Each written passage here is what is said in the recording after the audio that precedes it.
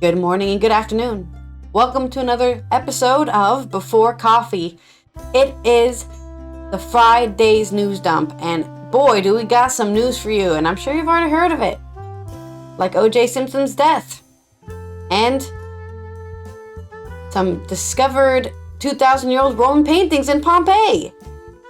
Let's go ahead and get into our news story here on Friday. Today on Before Coffee, Switzerland wants to prevent the second Credit Suisse case. And O.J. Simpson ends his pursuit of the real killers by dying. UK startup lifts lid on plan to turn human waste into jet fuel. And Maryland seeks to reduce its supply of tasty invasive blue catfish. Striking Roman paintings are covered in Pompeii after nearly 2,000 years. Those stories and more, which is a National Day of Silence. Today, which is April 12th, 2024 on Before Coffee.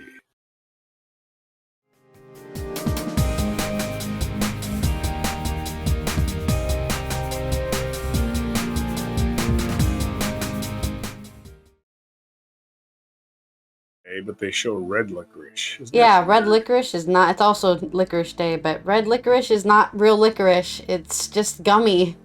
It's like cherry juice. Red 40 gummies. That's what that is.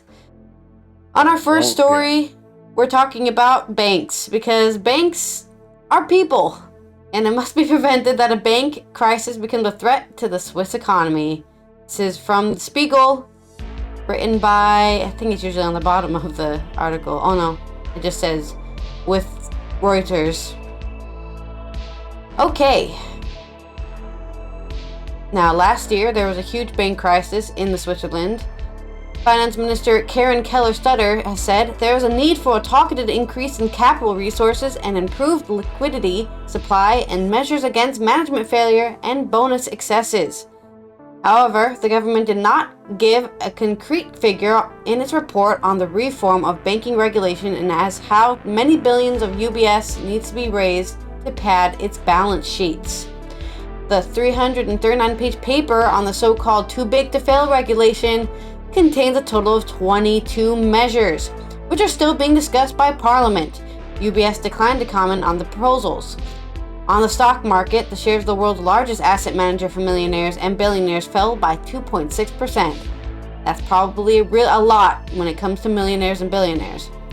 After the emergency takeover of Credit Suisse (CS) last year, UBS has reached a size that is causing many politicians and experts in Switzerland to ache.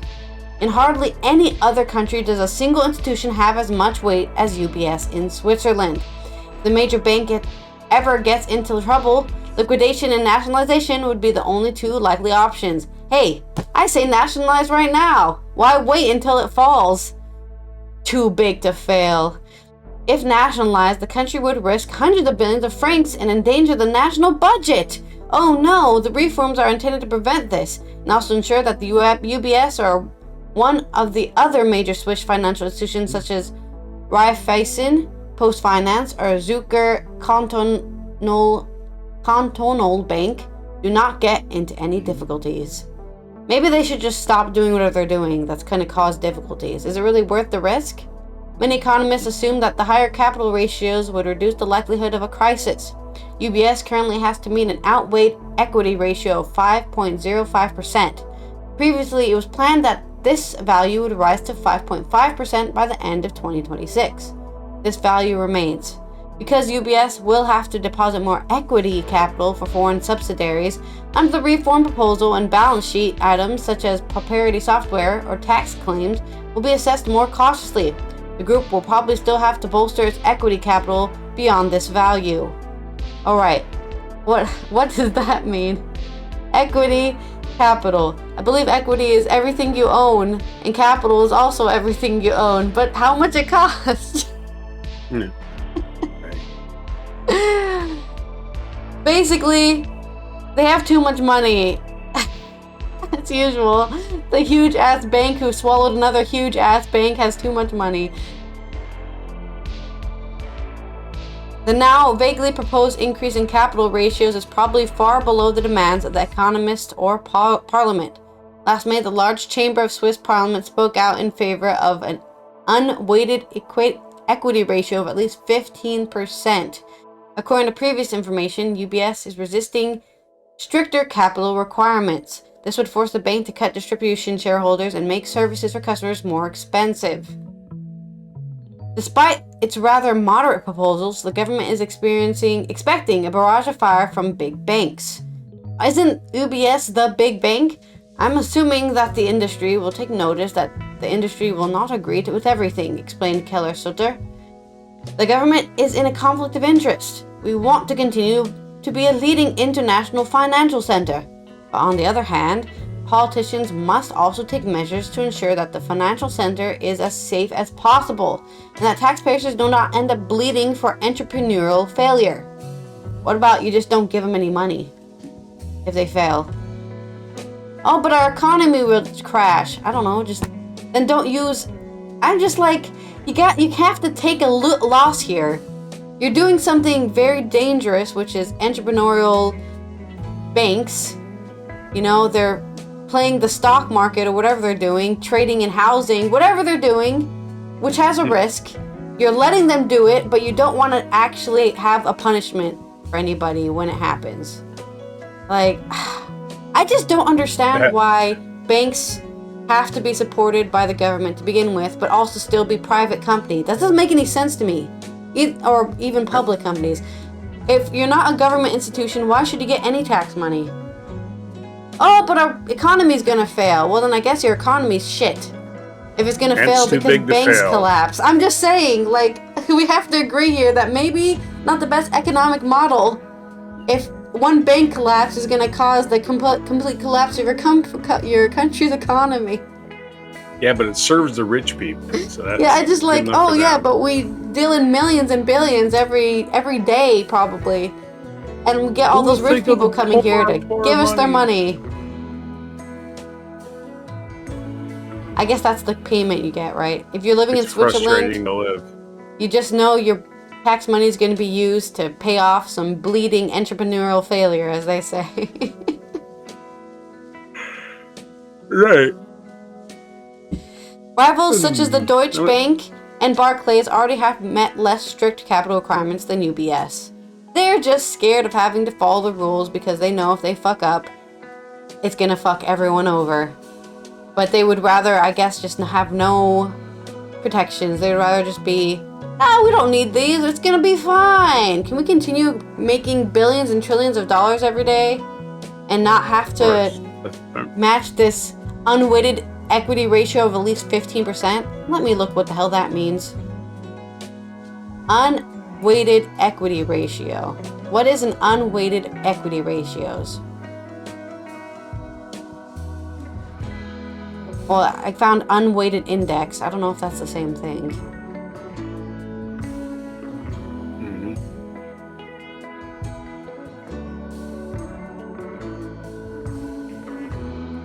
When there's an unweighted stock index, one stock performance will not have a dramatic effect on the performance of the index as a whole. So I guess what they're trying to say is that they need to diversify their assets. They have to make sure they have like a 15%. They're not like putting anything more than 15% in, I guess, is what they mean by unweighted equity ratio. They're not having all their eggs in one 15% basket.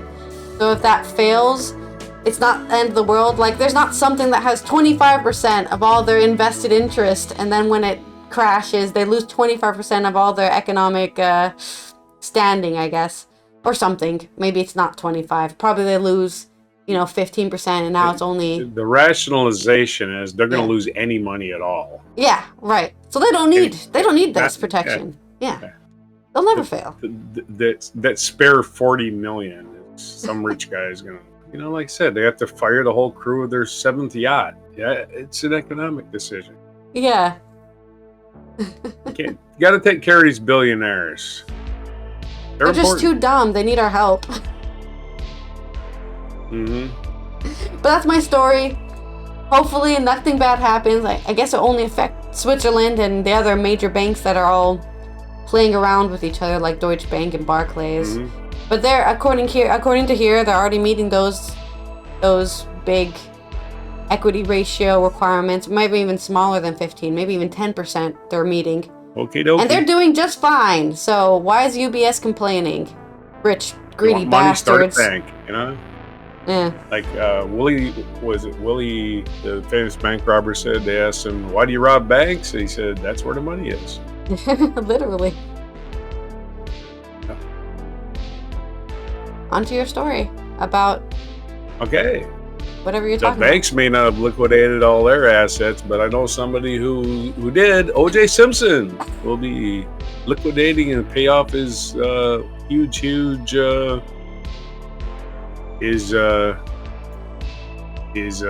judgment to Ron Goldman's parents, or Ron Goldman's father, I think, and probably Nicole Simpson's parents too. I think they all sued him. Anyway, O.J. Simpson has died.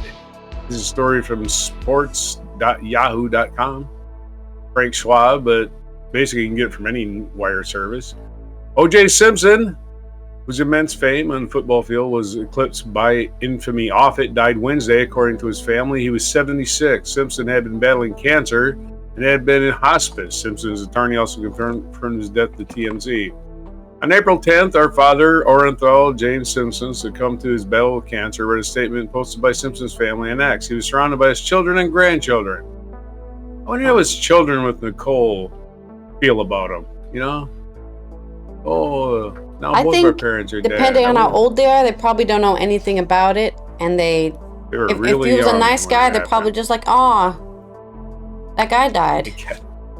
They gotta know. O.J. Simpson was the first person to reach a rushing mark many thought cannot be attained in a 14-game season when he topped 2,000 yards in 1973. For Pro Football Hall of Fame President Jim Porter said in a statement, his on-field contributions will be preserved in the Hall's archives in Canton, Ohio. No matter what Simpson did as a football player, he'll always be more remembered as perhaps most as Nordberg in the Naked Gun movies. No, just kidding. He'll always be more remembered, perhaps the most famous murder and trial in American history, one that had people glued to their televisions on a daily basis and split the country along racial lines. The moment he was found not guilty of the 1994 murders of his ex-wife, it was 30 years ago. Yeah, wow. Almost to the day. He almost made it 30 years to the day. Another would have been in June. Another historic marker in 1994, man. Not the best marker, but what the hell was happening in 1994? I remember talking on the phone with a coworker named Charles Johnson. I'm not making this up. I remember he was talking to me about work, and I didn't want to talk about work. He would call me at home to talk about work. And I'm like, I don't want to talk about work. Let's talk about anything. And I turned on the TV. I walked over the TV, and O.J. Simpson, the low-speed chase was on, you know, with the Bronco, the white Bronco and shit. And I was like, hey, dude, turn on your TV. What? Turn on your TV right now. Anyway. The moment he was found not guilty tonight. What's that? No, I was just saying, it was serious. He goes, what channel? I say, all of them, any news channel. The moment he was found not guilty of the 1994 murders of ex-wife Nicole Brown Simpson and her friend Ron Goldman was one of the most watched in television history. It was Simpson's slow-speed Ford Bronco chase through Southern California freeways after he was charged with murders and failed to turn himself in. I remember this happening and thinking, we're going to see a live suicide. Either he's going to... And you were excited about that. No, I was like, well, I'm glad my kids are watching. Robin was probably 2, so... Long before the trial fascinated a large majority of Americans, Simpson's fame was undeniable. He was one of the most famous football players ever and became a celebrity off the field. Orenthal James Simpson, born July 9th, 1947 in San Francisco, California, charged with change how athletes, particularly African-American athletes, were viewed in the mainstream. Well before he became a notorious figure. Yeah, no shit. O.J. Simpson was the Michael Jordan of his time. Simpson's rise started at the University of Southern California, where he was one of the greatest college running backs ever. He enrolled in USC after attending City College of San Francisco for 2 years, Finished second in the Heisman trophy voting in his first season. Simpson's that season is still one of the most famous plays in college football history, a 64-yard game-winning touchdown run against UCLA. In 1968, Simpson's senior year at USC, he won the Heisman Trophy. As a matter of fact, he should have won the Heisman Trophy the year before, too, because they just gave it to some terrible quarterback in UCLA. Somebody you don't even remember anymore. Right? You don't even remember his name. Or something like that. Yeah, Tommy Beaven or something. Anyway, I used to know them all. But it's like, who the fuck is that? O.J. Simpson had all these yards, great average, all these touchdowns, and they gave it to quarterback for UCLA with whatever for some reason. Simpson was nearly perfect running back. He had good size, 6'1", 212. He had world-class speed. In 1967, he was part of a four-man USC team that set the world record for the 4x40 relay event. He also had a fantastic football instincts, especially in the open field. In 1969, Common drafted the Buffalo Bills, then part of the American Football League, before the merger, selected Simpson with its first overall pick. Simpson's NFL career started slow, and he looked like the potential bust through 3 seasons. Then in 1972, the Bills hired Lou Saban as head coach, and he helped turn Simpson into a star. I don't remember him looking like a bust, but again, I was a little kid. Simpson was an All-Pro in 1972 and 1973. Simpson had one of the most iconic seasons in NFL history, becoming the first player to rush for 2,000 yards in a season. He finished with 2,003 yards, which became one of the most recognizable numbers in sports. He was named NFL MVP, our most valuable player. It is still one of the most famous single-season performances by a player in NFL history. That was like someone breaking Babe Ruth's home record. Bills Hall of Fame guard Joe DeLamador said regarding Simpson's 1973 season, he's exaggerating. In the ESPN documentary O.J. Made in America, it was unheard of. Simpson was named first-team All-Pro 5 straight years. His 1975 season, which he had 2,243 yards from scrimmage and 23 touchdowns, isn't as celebrated as his 1973 season, but was statistically better.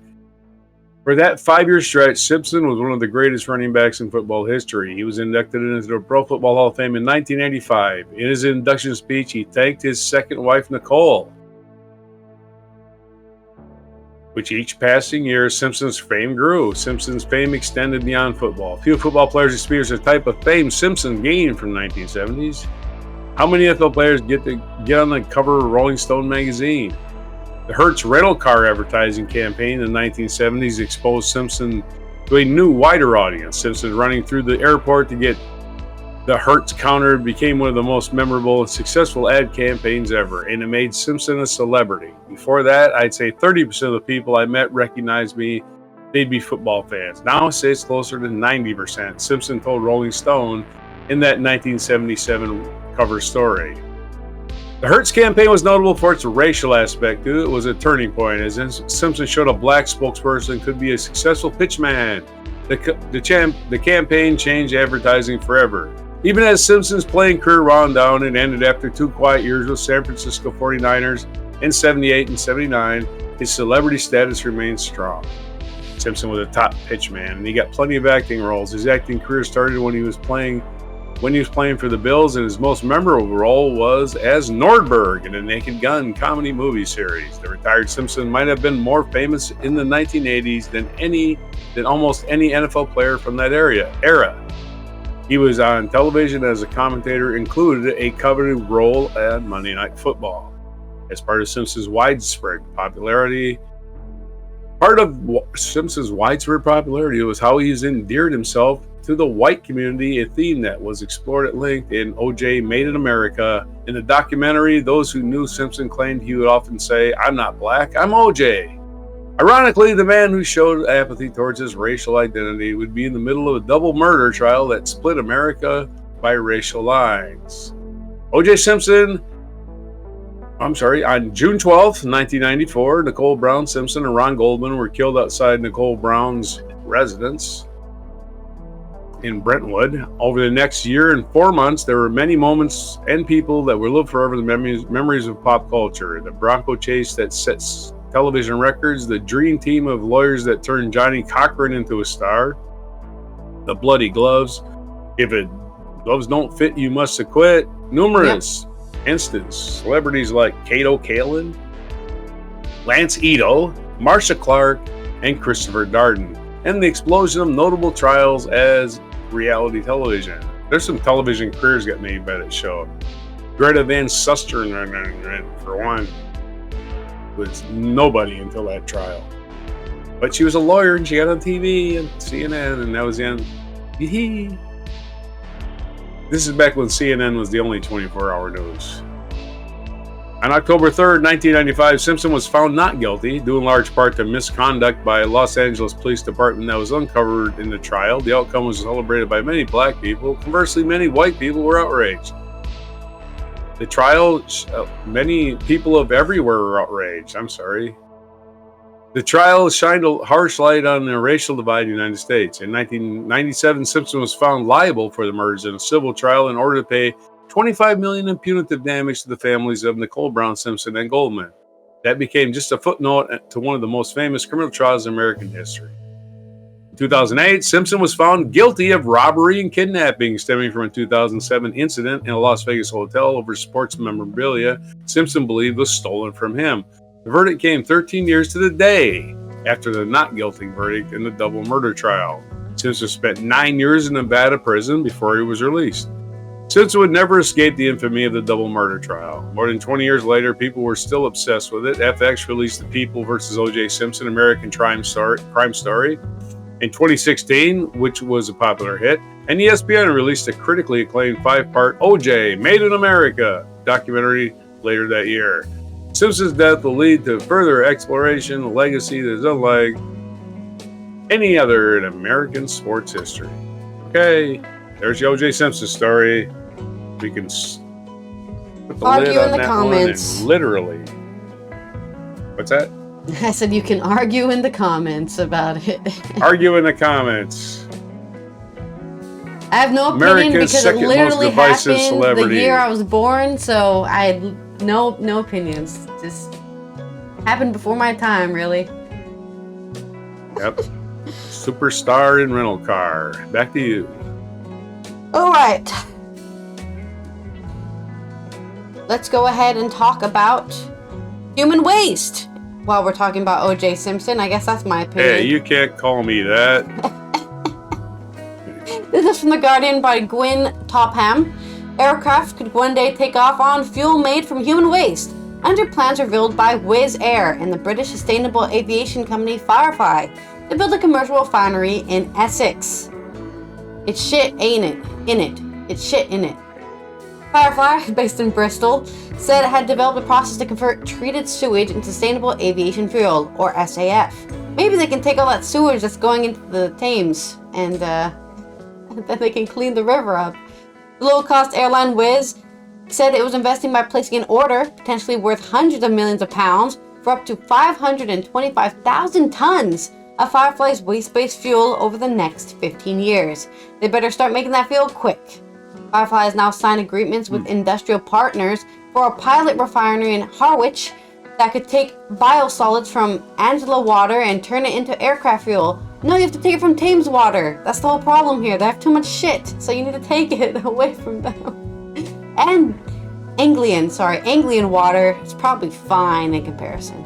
Airlines will have to ensure that a minimum proportion of fuel burned is certified sustainable in the coming decade, with the EU mandating at least 20% SAF by 2035, and the UK expected soon to announce a mandatory 10% by 2030.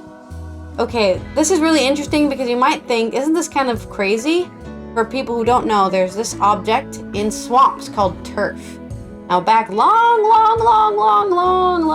time ago, before coal, before nuclear, all that stuff, people would burn turf to keep their houses warm, and it's basically just swamp shit, realistically. It's just, manure. Whatever is left carbon, over, man. swamps are natural filters, okay? They filter the water and they take all the crap out, literally. And that's what is in swamps. Carbon. At the bottom of a swamp is turf. That's right. Carbon, if you just remove the hydrogen, you can burn it. Yeah, and that's what they do. They would A get little the turf, TSA. they would dry it out into these solid blocks, and then you'd put it in your oven, you'd put it in your fireplace, and you'd keep warm and cozy all winter. So it's not crazy to think that we could do that with our own human waste by turning it into the sustainable. I'm just more questioned about, do we need to make sustainable airlines? I guess we do. Biogas airline companies. I'm more curious about how long the waste can actually work. Like how much you need before, like in comparison of the combustion engine versus like jet fuel, which is famously very, very spicy. It's very spicy fuel. Very flammable fuel. But there are various ways of making SAF, but most are much more expensive than normal kerosene jet fuel, which is a limited supply of waste feedstock such as used in cooking oil. Firefly's Chief Operation Officer Paul Hilditch said converted sewage should be cheaper and more abundant, providing up to 5% of the airline's fuel needs in the UK. The process uses biosolids, the water industry term for the final product in the treatment process. It's crumbly, like compost or wet chocolate cake. That's a lovely analogy for human waste. There's a million tons of the stuff and it has no intrinsic value. The company has produced small test quantities of SAF that he said were chemically indistinguishable from jet fuel, with a residue that could be used as a soil enhancer. Hey, that's a better residue than the current one. I think kerosene jet fuel residue is pretty toxic, and because I live in an airline lane, constantly during the summer especially, there's planes passing over our house, and the outside of all the houses in the entire villages, and probably all the villages in this lane, have little black residue all over the outside of the house because of the jet fuel that's fallen from the atmosphere onto our houses. So if it was just some nice biodegradable stuff, that's probably better. Hopefully. The fuel is still in the regulatory testing process, and Firefly is still to secure the investment it needs to build a full-scale factory. So invest now in human waste jet fuel, and you'll be making millions in 2029 or something. However, its chief executive, James Highgate, said it was confident it could be delivering commercial supplies of SAF by 2028 and 2029. He said the first facility in Harwich would serve London airports, and there was a potential for 2 more in the UK. We're turning sewage into a jet fuel. I can't think of many things that are cooler than that, he commented. Wizz Air's corporate and ESG's officer Yvonne Monaghan said, alongside fleet renewal and operational efficiency, SAF plays a crucial role in reducing carbon emissions from aviation by emissioning our own carbon. He said Wizz's investment in Firefly was a perfect pair-up for a low-cost airline, and the carrier aspired to use 10% SAF across its entire operation by 2030, although it would need a significant ramp-up of production and deployment. Maybe we can just make a new engine that just runs off human waste, and then we can just not use any 100% SAF across the entire operation. The UK government has said it expects 5 commercial plants to produce SAF in the UK to be under construction by 2025. That's pretty soon. However, campaigners have said even using human waste for aviation was not truly sustainable. Matt Finch of the think tank Transport and Environment UK said sewage could also be used to make biomethane, and there's a direct competition for its use. What's the best use of this biomass hasn't been clarified. It's another conundrum. Should we use biomethane, or should we make SAF so we can fly our planes? I think that planes, cars, they had their time. Time to just give up on them, really. Let's just settle on trains, bio-green trains, and buses as well, maybe. But planes, it's really hard for me to agree with the existence of planes. I know why they exist. I know why they became a popular mode of transportation. But the amount they actually cost, the human environmental crisis, is so much greater than probably what they provide. They just are quicker. That's their thing. They go over the ocean, they're quicker, you don't have to follow the road. And that's all you're paying for, convenience, really. We should have flying cars by now anyway, Yeah. man. I mean, are there things totally that cheating. planes can do that trains or buses or trucks can't do? Not really. They just get there faster. That's it. I guess it's good for food. So much of our technological innovation these days just goes to preventing our computers from being hacked. Yeah. That's it. It's like we could be doing so much more. But yeah, 87 gajillion man hours spent on hacking software and shit like that instead of trying to make things better. Yeah. Yeah. So, And anyways, I think most of the global trade is actually done on ships, so we're not using a lot of planes for that to begin with. So yeah, their weight ratio, it's harder to get them off the ground the more cargo you put on. So it's like their weight ratios with the swallow, Yeah. What if they grabbed the coconut by the husks? Maybe two could carry it. This doesn't work. Yeah. So I understand the aviation community wants to be saved from, I guess, not existing anymore, but the bad feeling they're not going to exist for much longer. They never make money, and the airlines, the only airlines that make money are like FedEx and Southwest, and everybody makes fun of Southwest. So if you make money, people make fun of you in airlines. Isn't that weird? And if you're on time, like Southwest famously is on time, people make fun of you. Oh, they're on time. Well, it must be horrible. What? You're getting to where you want to go on time. You don't have assigned seats. Must be awful. Yeah. Anyway, humans are weird. About 87% of the UK's water company's biosolids are currently spread on farmland. Kate Howitt of the Aviation Environment Foundation said, "It's not to be sniffed at." Given that this is truly unavoidable waste, but no great either given is already in its use as fertilizer. That any test for the carbon credentials of alternative fuels should ask, has the producer done something to draw down additional CO2 from the atmosphere? Otherwise, it's nothing near a net zero solution. Hilditch said that the use of biosolids from muck spreading on farms was of low value. The residue from the sewage to fuel process would be available to improve soil. Many other countries simply incinerated human waste, meaning that converted it to jet fuel could have been benefits in terms of efficient disposal, he added. It's not just the UK, of course. Anywhere in the world where there are people, there is poo. This is true. So right now it looks like a lot of people are just getting rid of human waste and they're just throwing it away and burning it into the air, which I think is also common with like a lot of methane. That's how you make a lot of methane accumulation, like cow and pig waste also has a lot of methane happening. So you have to burn it, otherwise you could die from just walking into your field from all that methane being created. But I guess use it for something. I think I agree. I think we should live in a world where every single thing, every single part of a process is being used for something, because that's definitely a problem with the Industrial Revolution. There was a lot of making and not a lot of use of that, the kind of off, what are they called?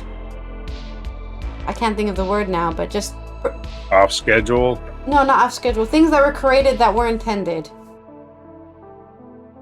Can't remember the word. Unintended consequences. No. It's just like oxygen is the result of photosynthesis, but it's not why the plants do it. The plants don't do photosynthesis to create oxygen, and they do it to make carbohydrates. That's why they do it. Oxygen is just an off product, I guess. Additional product of that process. But there's a lot of things that are happening or that happened to create waste. Yeah. Oxygen is their waste product. Yeah, waste product. There's a lot of waste products in the world that aren't being used as anything. They're just waste products. They just go over there. And I feel like we should dedicate a lot of time to figuring out what can we do with this. There has to be a use for it somewhere. Science or something. Yeah. But that's it. That's my story. Okay. All right then. Okay, well, in more environmental news, the invasive blue catfish is taking over Maryland waterways, and this is an article from the Maryland Department of Natural Resources, because the article I clicked on linked to this one, and it's longer, with more information. This is dated April 8th, 2024. The bad news, blue catfish can be easily found in a majority of Maryland's rivers, both tidal and non-tidal, and out of the bay, in the bay itself, and they eat almost anything. The good news, blue catfish can be easily found in a majority of Maryland's rivers, both tidal and non-tidal, and the area itself, and almost anything. For anglers, blue catfish have become an attractive target because they're challenging to catch but not elusive. They can be fished with light tackle from shore and on a boat. They can be found easily and are attracted to a variety of bait. There's no off-season, no creel limit, for the blue catfish or any invasive species. It is also a species with a long-standing state record catch since 2012, just waiting to be broken. As an added bonus, they are highly regarded as table fare. Blue catfish were first introduced in Virginia in the 1970s to create a new sport fishery. And in some American river systems, the blue catfish is just another fish. Native to the river basins of the Mississippi, Missouri, Ohio, and Rio Grande, blue catfish share these waters with a range of other species. Those who brought them east made a critical error believing they were freshwater species only and would stay contained by the salty boundaries of the Chesapeake Bay watershed. It was quickly discovered that blue catfish are capable of living in both fresh and brackish water, and it wasn't long before they traversed the Chesapeake watershed into a new territory. Where can I find blue catfish? According to Keith Lockwood, Maryland Department of Natural Resources fisheries biologist and author of the weekly Maryland Fishing Report, blue catfish can now be found in some degree in every tidal river feeding into the Chesapeake Bay. Like that one, right over there by me. Lockwood notes that there are an increasing number of charter boats offering fishing trips for blue catfish. The DNR website provides a list of fishing charter boats. Anglers can ask if they can have blue catfish trips. Sharing the charter fee with 5 of your fishing buddies makes for a very affordable trip with plenty of action and delicious fillets to take home. As an added bonus, there's no catch limit. Experts agree on the locations and tactics for ideal for catching these fishes. Blue catfish are typically found where water is brackish, says Captain Marcus Wilson of Hot Licks Charters. In March and April, where the water is still cool, they tend to live on the edge of channels coming out of the deep waters. As waters warm, they eventually get up to the flatter areas where it's shallow, Wilson said. A fair portion of blue catfish tend to move downriver during the summer and move upriver in the spring, and are usually found along channel edges. During the winter, blue catfish tend to seek out deeper waters in the channels of the tidal river's middle to upper sections. They will often stack up in holes in channel sections where they will hold through the winter months. If fishing from a small boat, the depth finder can be very helpful to find these areas. They tend to run adjacent to high banks and the outside curves of a river. These are good things to keep in mind when fishing from the riverbanks. There are plenty of large blue catfish in the Upper Bay, all the way south to Bay Bridge, the Susquehanna River, and the Havre de Grace area, and the deep hole just below the river bridge is a popular location. The lower Susquehanna, Middle River, Magathi, and Chester Rivers are all excellent places to fish for blue catfish. Several rivers with large populations include the tidal Potomac, Patuxent, which is right over there, and Susquehanna rivers, along with the Choptank, which I did live by until a few months ago, Nanticoke, and Wicomico rivers. On the tidal Potomac, the waters below the Wilson Bridge are good places to fish during the winter. In the Patuxent River, the area at and above the Benedict Bridge tends to be one of the better areas to fish for them. The Jug Bay area of the Patuxent River is another hot spot. The Jug Bay area. I wonder where that is. The area near the Sharptown and Marshy Hope Creek are the area on the Natticoke River. Another excellent place to fish the blue catfish. The Dover Bridge in the Denton area, the Choptank River in the Sharpstown area, the Natticoke River, excellent places for the blue catfish. In the Wicomico below Salisbury is also a good location. The department features blue catfish hotspots each week in the Maryland Fishing Report and also on a dedicated webpage. What do I need for fishing blue cats? Catfish like fresh cut bait from most any kind of fish. Common baits include menhaden, gizzard, shad, white perch, bluegill, sunfish, eel, and a selection from the fish market. Wild shrimp works, as does chicken liver. Basically, they'll eat anything. Angler, throw a sock out there, they'll eat it. Anglers seeking out the largest blue catfish of 60 pounds or more will use live bait. There is a prepared dough-like bait made of blood, cheese, and other stinky stuff, and is placed in a treble hook, often found with a spring-like device around the hook to hold the bait in place. Chumming with ground fish can work wonders when fishing for blue catfish, especially from a boat. Lockwood said ground menhaden is easily purchased and is a good oily fish to use as a track catfish. A metal chum pot weighted to rest at the bottom is one of the best ways to develop a chum slick to attract blue catfish to an anchored boat.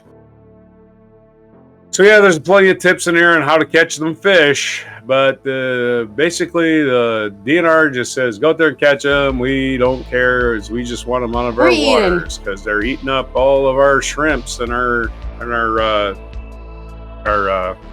big cash crop, which is crabs and oysters. Yeah. I don't know if they're eating oysters, but they're I'd be impressed if they're just swallowing up a freaking oyster shell, but oysters, whatever. They eat everything in front of them, including a piece of dough you throw out there. So yeah.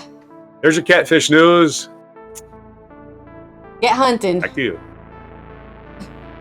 Mm-hmm. Well, I don't have a good segue for this next story, but I don't know if I've ever had catfish. Now that I think about it, maybe, I don't know. All I know is my favorite fish to eat is rainbow trout, and that's all I have to say.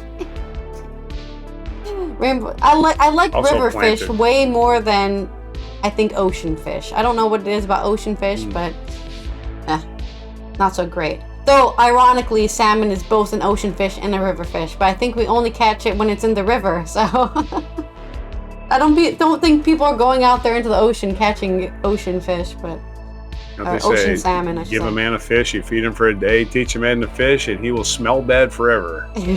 Back to you. Trust me, I smell fine. Okay, let's cover our striking uncovered Pompeii paintings from the Roman times. This is on NBC News by Patrick Smith.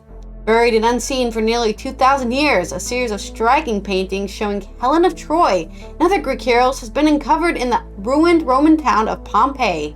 Discovered inside what archaeologists describe as a spectacular dining room with unusual black walls, the remarkable well-preserved frescoes were inspired by the Trojan War, as recounted by the Greek poet Homer. The startling finding, one of the most important in years, was revealed to the public on Thursday, which was April 11th. It comes from block number 10 of Pompeii's 9th section, a never-before excavated area of the town destroyed in the eruption of Vesuvius volcano in 79 AD. So this fresco hasn't seen the light of day since 79 AD. For wealthy politicians and business owners, an elaborate classical painting complete with animals was a prime showpiece and talking point when entertaining guests.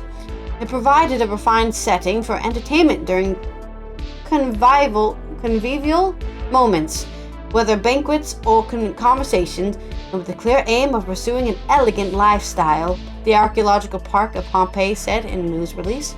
Pompeii and nearby Herculaneum were seaside resorts favored by wealthy Romans when they were devastated by the eruption, which lasted more than 24 hours and had the power of many thousands of nuclear bombs. The room is 50 feet long and 20 feet wide and opens onto a courtyard with a staircase leading to the first floor. The frescoes are in such a good condition that some have speculated they may have been painted just before Vesuvius's eruption. Apparently, abandoned tools and building materials and some less impressive artwork add weight to this theory. In the fresh plaster of an adjoining stairway's arches, experts identified a charcoal drawing of 2 pairs of gladiators. Nearby, what appears to be an enormous stylized phallus, as in a penis. There's just a huge penis on the wall. A hint to the identity of the villa's owners was given by the discovery of the initials ARV on a wall. Experts believe this to be Aulus Rustius Verus, a rich politician mentioned in political propaganda of the period. A hint to the identity of the villa's owners was given by the discovery of the initials ARV on a wall. Experts. Oh wait, sorry, I already said that part. High Roman society was steeped in Greek mythology. The wealthy citizens who owned houses in Pompeii and the Herculaneum would have known well the stories of Helen of Troy, Paris, Cassandra, and Apollo, the Roman gods of arts, all of whom are depicted in the frescoes. The dominant theme seems to be the heroism, shown by depictions of the pairs of heroes and deities involved in the Trojan War, but also of fate, at the same time, of the possibility, often not seized, that humans have of changing their own destiny, the park's news release said. These stories were very much part of the foundation because the Romans actually believed that their whole people had descended from the people who were at Troy. Daisy Dunn, an award-winning author and classicist, added. Gabriel Zuchtragel, director of the archaeological park, said in a statement that the black walls and the flickering light of the oil lamps would create the illusion of paintings moving, especially after a few glasses of good champagne.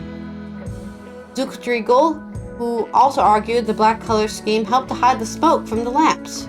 But Dunn argued that there was more likely an aesthetic choice. You're walking into a room with an all-white floor, all black walls. I mean, that's something that'd be impressive today, and it definitely was back then, she said. The discovery underlines just how much of Pompeii remains buried. More than a third of Pompeii is untouched and unexplored by archaeologists. The excavation revealed this week is part of a much larger project to help protect and preserve the excavated and unexcavated areas of Pompeii, which already include more than 13,000 rooms and 1,070 houses and apartments.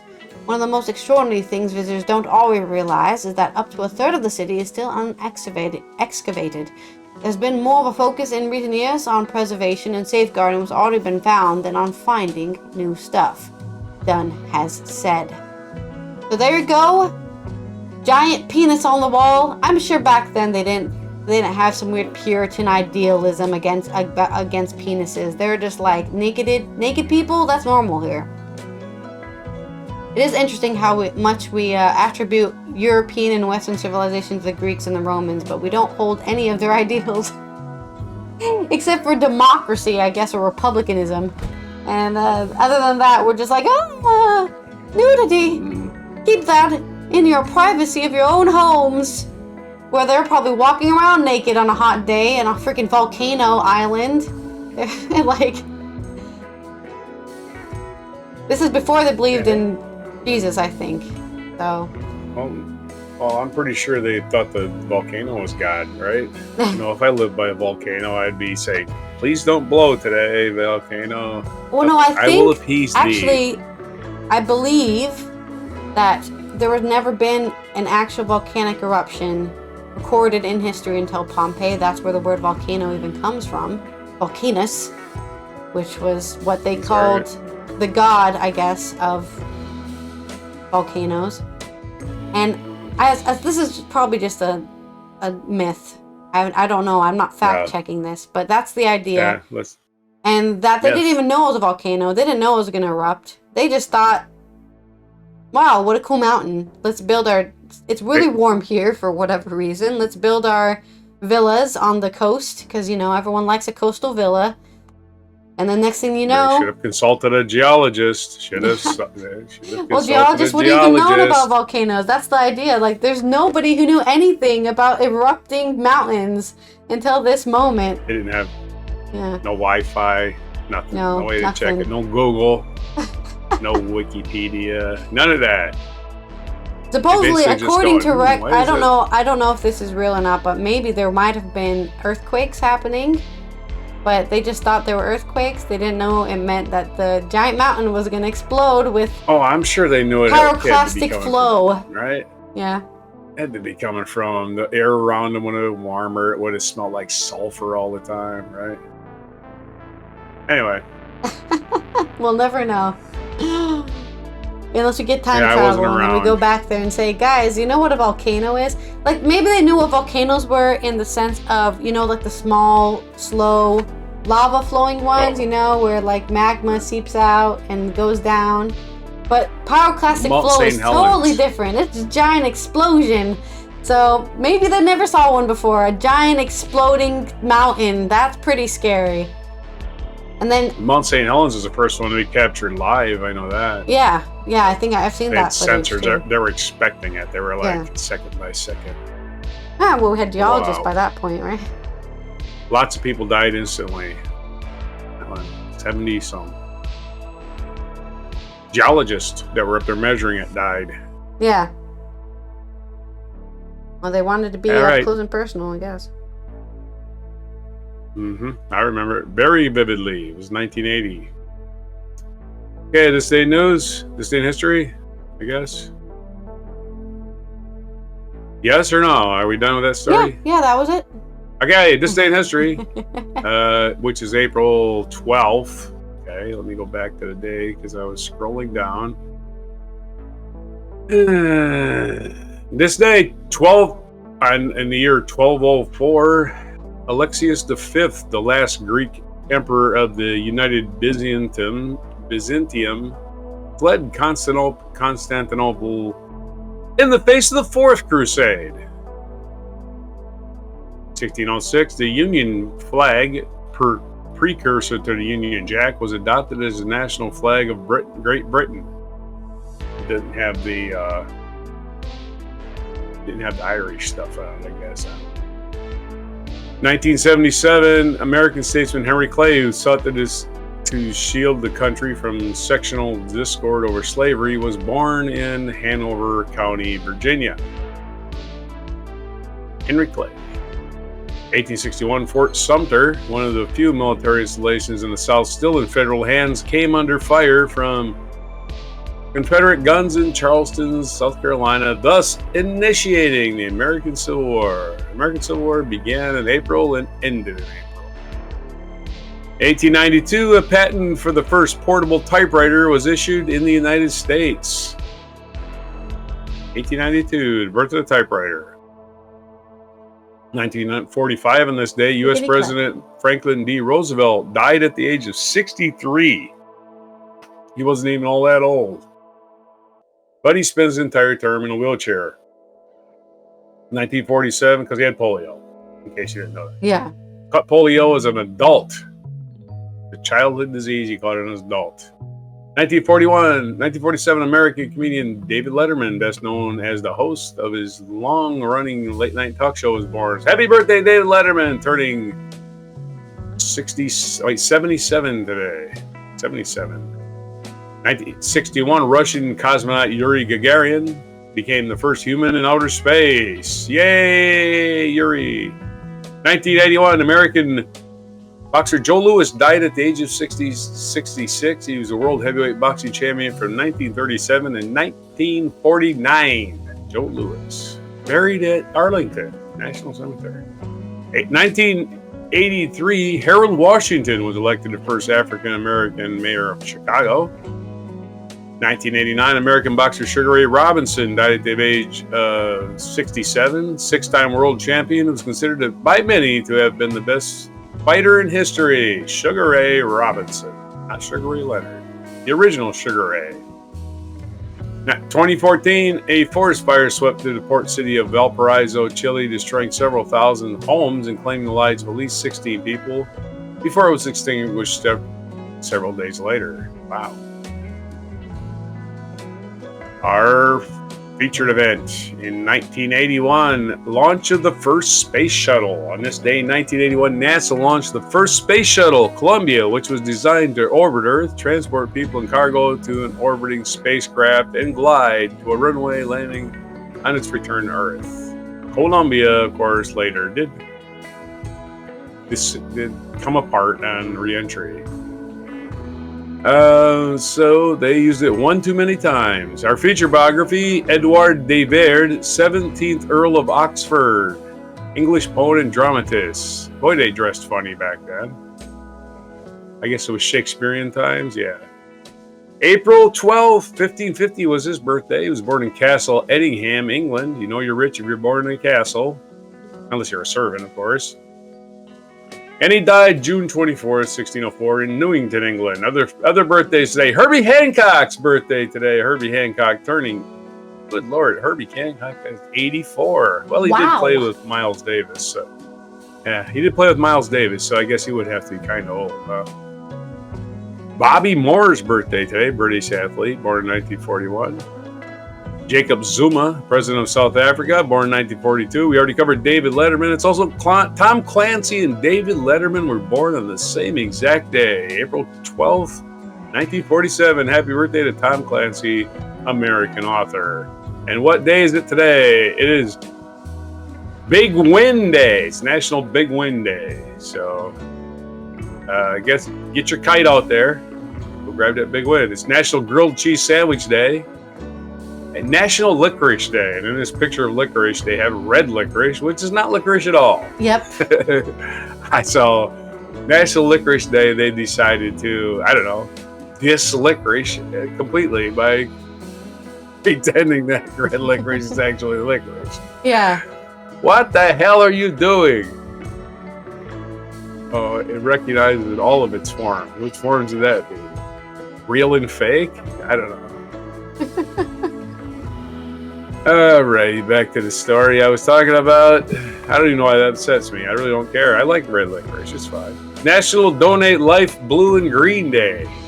What is that? Maybe figure out what that one is. Yeah. Oh, click on that one. Oh, crap. Oh, crap. Got a FanDuel ad going in my ears. National Day of Silence today, so I'm not saying a damn thing after this. What is it? Why is the Day of Silence, though? That's the real question. It's like a moment of silence throughout the whole day. I can look that why? up too. It's National. Well, it's National Colorado Day.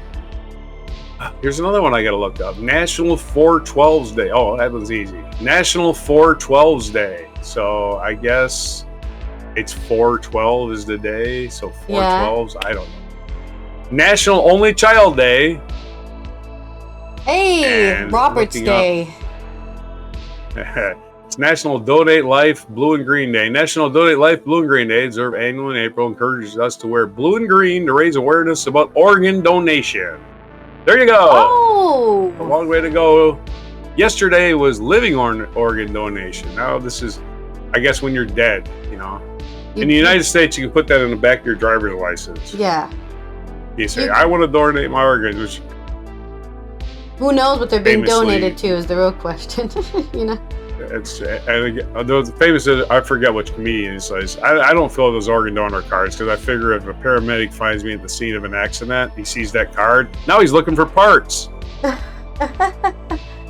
He's not looking to He's gonna let me die. Look for parts. Oh, this guy's got a donor card. Let him die. That's what. Actually, I think there might be something to that. Yeah, that's pretty scary. You're in the hospital. We could save his life, but damn, he's got a nice liver. Anyway. Doesn't drink? Yeah, I gotta say, if we can clone anything, we can clone our own body parts. So why don't we do that? It's so obvious, right? Have a spare body that's kept in a vault somewhere, and you just go and harvest it for organs. That was the plot of The Island. The movie The Island. They were cloning body parts as in insurance policy for rich people, and then you find out later that they weren't just meat sacks. They were actual people who thought they were real, living in a dystopian everybody, future. We're already... I got you. Yeah, we're already in a dystopia, okay? It's just a matter of degree, okay? Let's get on with it already. It's National Day of Silence, April. Let's go here is a student-led movement. Okay. Okay, the National Day of Silence, you're going to want to take this seriously now. The National Day of Silence in April each year is a student-led movement to protest bullying and harassment of lesbian, gay, bisexual, and transgender students. Hell and yeah, those I who can agree with support that. them. So you get behind that. Don't bully anybody, especially those guys. They're going Especially through enough people shit. are missing their organs. Because of some overzealous person at the scene of the accident decided they wanted a hand. That guy's got a great left hand. Let's take it. He looks like he's dead. That's screaming. Dead people do that sometime. Yeah.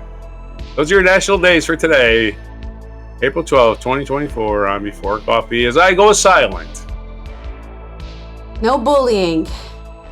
Right, this has been Ally here from the Netherlands. The sun is shining.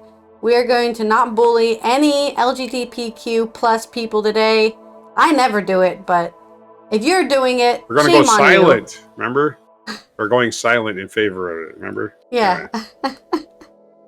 Here is your mic drop moment. But don't thank me. There's someone else here who wants to thank you. Nordberg! Hiya, buddy. Hey! Doc says I should be on my bean and as good as new in a week. And back on the force. Nordberg! That's wonderful. Whoa! Oh, Frank. Everyone should have a friend like you.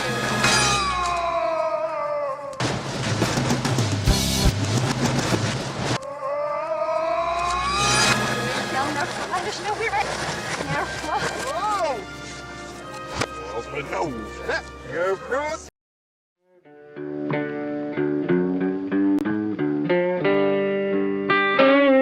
Be sure to hit the like, subscribe, and notify buttons, and follow our other channels, Toxic Alley, History of Gravy, and Scratchy Old Records.